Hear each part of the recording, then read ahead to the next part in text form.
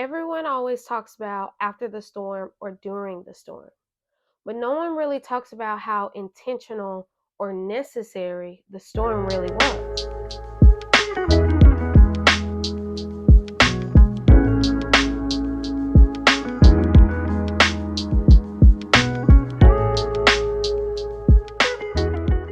Hi, besties. Welcome back to Talk to God About It podcast.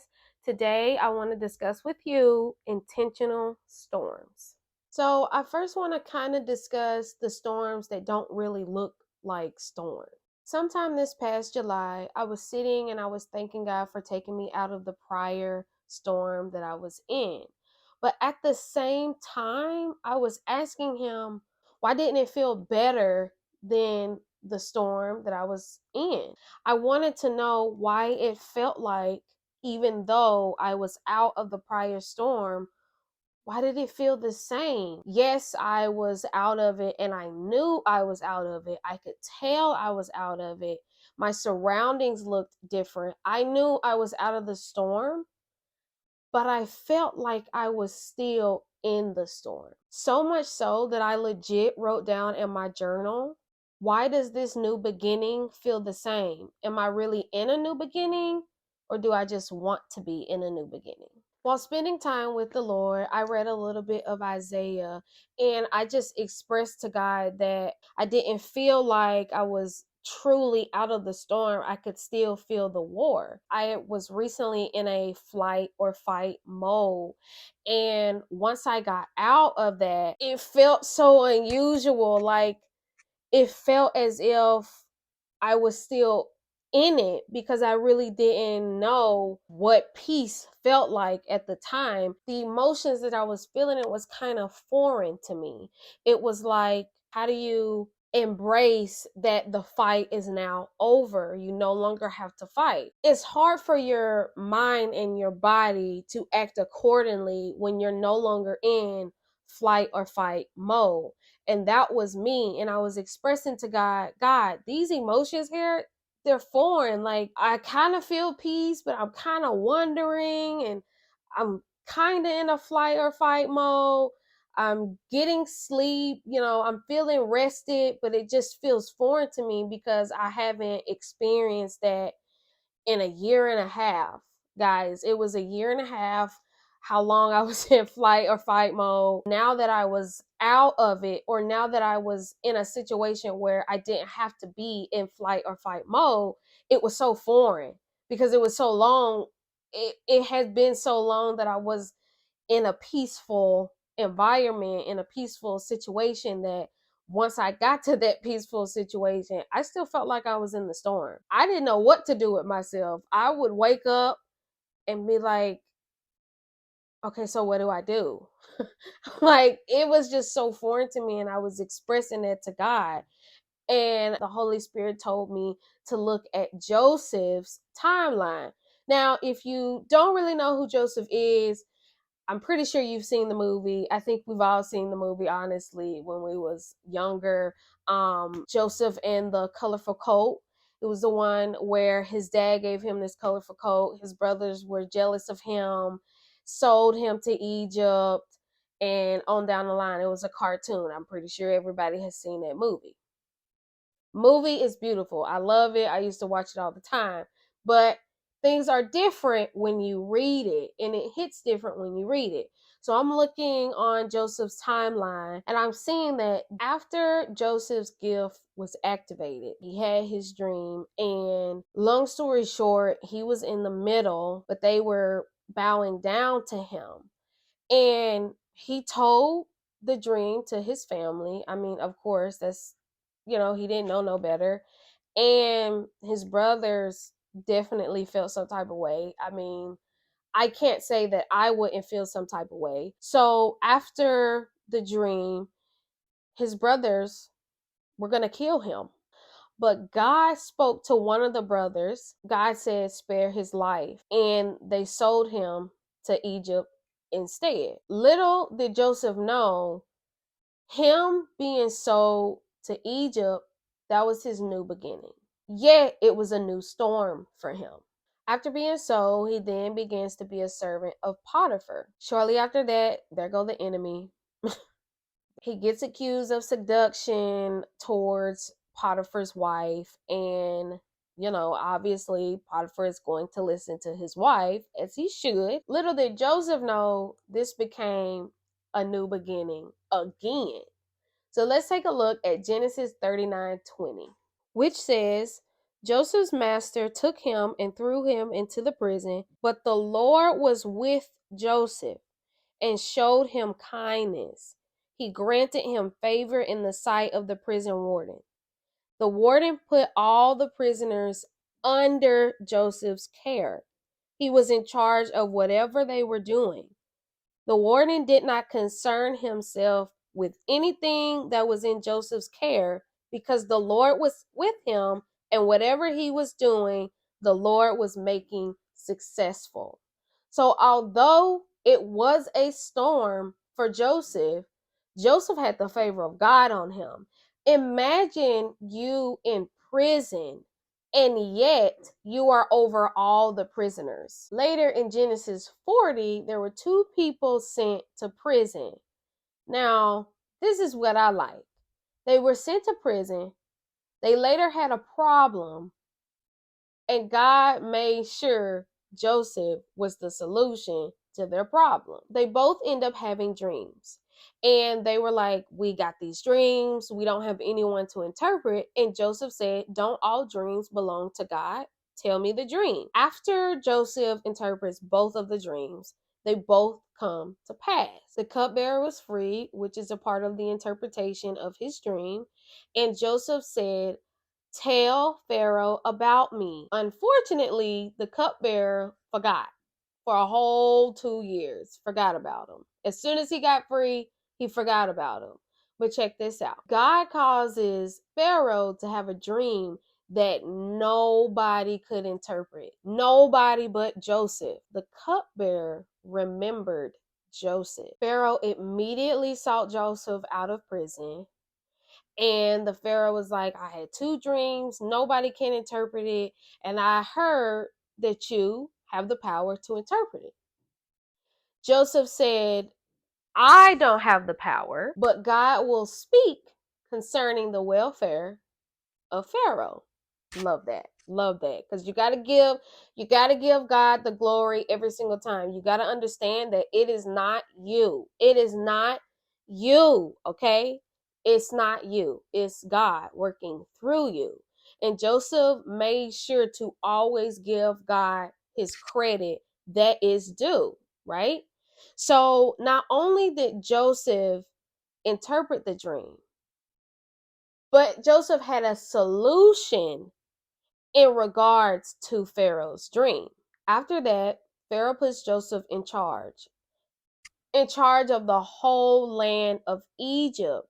So much so that Pharaoh said, other than the respect of this throne, we are made equal. So let's rewind. Before Joseph was sold to Egypt, his brothers planned to kill him, which was a scheme of the enemy. The devil comes to steal, kill, and destroy.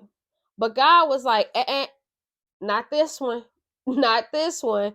So he tells one of Joseph's brothers to spare his life, and they sold him instead. Protection right there. He was sent to the very place that he was going to rule over. And because he was in such close proximity to Potiphar, he saw the good, the bad, and the ugly when ruling over Egypt. The leaders know, in order to know how to lead, you have to know how to serve. Now, he was accused of seduction, which was another scheme of the enemy. He was sent to prison. When he was sent to prison, he became over all the prisoners. The Bible says he was good at everything. God made him succeed at every single thing he touched. So much so that the wardens were never worried about what Joseph was doing because he had the favor of God on him. So that lets me know he was learning how to serve at an appointed time. After that appointed time was over, after that season was over, he transitioned into another season to learn how to lead, to learn what it means to be responsible over a few. Little did he know, he was just getting ready to be responsible over many. God is going to test you and prepare you. He wants to make sure that he can trust you with the little before he sends you a lot. Because if he sends you a lot and he knows that you're not ready for a lot, he knows that that lot will destroy the plans that he has for you. He is also the one that will make you equipped, that will prepare you. And that is exactly what he was doing for Joseph. He was preparing Joseph the whole entire time. Later, these two men were sent to prison. Joseph interpreted their dreams with the power of God. And although Joseph was telling the cupbearer, tell Pharaoh about me, it wasn't time yet. The thing about it is, everything is at an appointed time. A season is over at an appointed time. It becomes dark at night at an appointed time. It becomes sunny at day at an appointed time. Everything is at an appointed time. And it wasn't time, as soon as the cupbearer was released out of prison, it wasn't time for him to tell Pharaoh about Joseph. Then, after 2 years went by and Pharaoh had these dreams, the dreams that God caused him to have, that no one else could interpret but Joseph, that is when the cupbearer remembered Joseph. Now, think about this. Had God exalted Joseph prior to all of this transitioning, do you think Joseph would have still been angry? Imagine God exalting him prematurely. Imagine Joseph having that type of authority right after his brothers sold him. Would Joseph have been equipped to take over the throne had God exalted him prior to all of this transitioning? Had the accusation of Potiphar's wife not come to pass and Joseph being sent to prison, would Joseph have learned how to be responsible over a few? Because if you don't know how to be responsible over a few, you definitely don't know how to be responsible over many. So, had that accusation not taken place, would that not equip Joseph to be responsible over many? Had Joseph not been sold by his brothers, would he have been in the very place he would rule over? Had Joseph not been separated from his family, would that seed have manifested to grow and Joseph would have been the very thing that God had predestined him to be?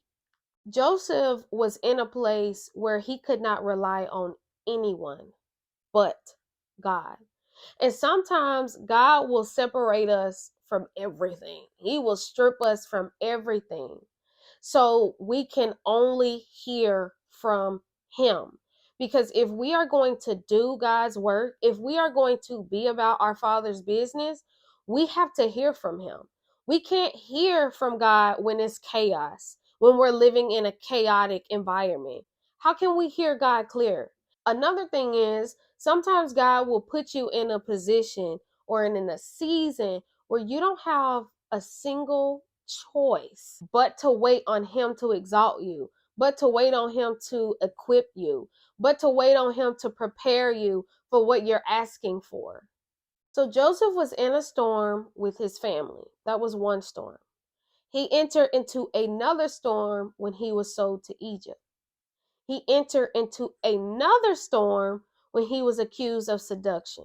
It's a lot of storms. But let me tell you something. These storms had to take place for Joseph to be exactly what he was called to be in the first place. Joseph didn't even know if he was going to ever see his family again, but God took care of him. And that's what I want you to get from this video. Regardless on the storm, two things. I want you to know that everything is intentional when it comes to God and when it comes to your purpose that He has for you. 2, every situation that God brings you to, He's going to bring you through. Okay? Now take note. God showed that to Joseph. Later on, it came to pass. So just know that when it comes to the will of God, can't nothing and nobody interfere with the will of God. The will of God is going to happen with or without somebody acting accordingly. The will of God, don't nothing stop the will of God, okay? If that's how God wanted to play out, then that's how it's going to play out. Anytime you are in a season where it looks like it's just you better know without a shadow of doubt that God is going to take care of you. And I feel like in those moments where Joseph was separated from his family, he was taught that God is the one who takes care. God is the one who provides. God is the one who equips. God is the one who prepares. God is the one who exalts. Joseph learned all of that. He didn't even know if he was going to see his family again, y'all. Just imagine. But he was well taken care of. And he was on top at the end. A few episodes ago, we talked about how there is purpose in pain. This story here demonstrates it well.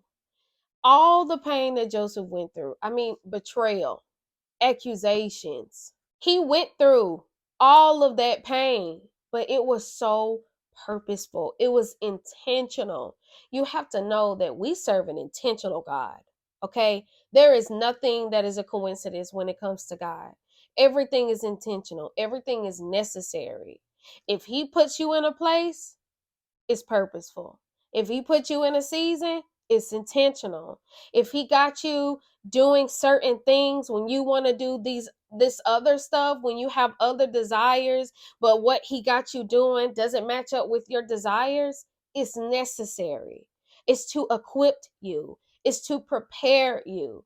Just know that the desires of your heart, He gave you those desires in the first place. So understand that those desires are going to come to pass because that's a part of His will. But He doesn't want to give you something that you're not prepared for.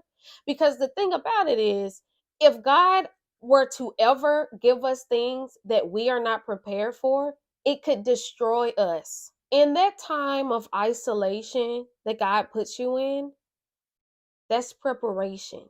That's how the preparation comes. That's how you get equipped. When He decides to isolate you, be thankful that you're getting isolated. You know why? Because if you're getting isolated, that means God is preparing you to be exalted. Because God is the one who does the exaltation. That's what His word says. And so when God is about to exalt you, He's going to isolate you. Why? Because in that isolation, that preparation coming. He's going to prepare you. He's going to equip you. Because before the isolation, you wasn't equipped. But because the exaltation has to come forth, it has to come to pass, God has to make sure you're prepared for it. So just remember, all all things work together for the good of those who love the Lord, who is called according to His purpose. If you are called and you love the Lord, you better know that all things work together for your good. And there is no devil in hell that can come in between the will of God. If that's the will of God and your desires match up with the desires that God has for you, there is nothing that can come in between that. I'm called, okay? I'm called. And I love the Lord. So every situation that is presented to me, it's going to work out for me. It's going to work out for me always, every time. Just believe that you are not alone, okay? You are never alone. God is always with you. God was with Joseph the whole entire time. The whole entire time. Joseph was protected. His brothers wanted to kill him for nothing, just because they were jealous. But God was like, this one here, this one belonged to me.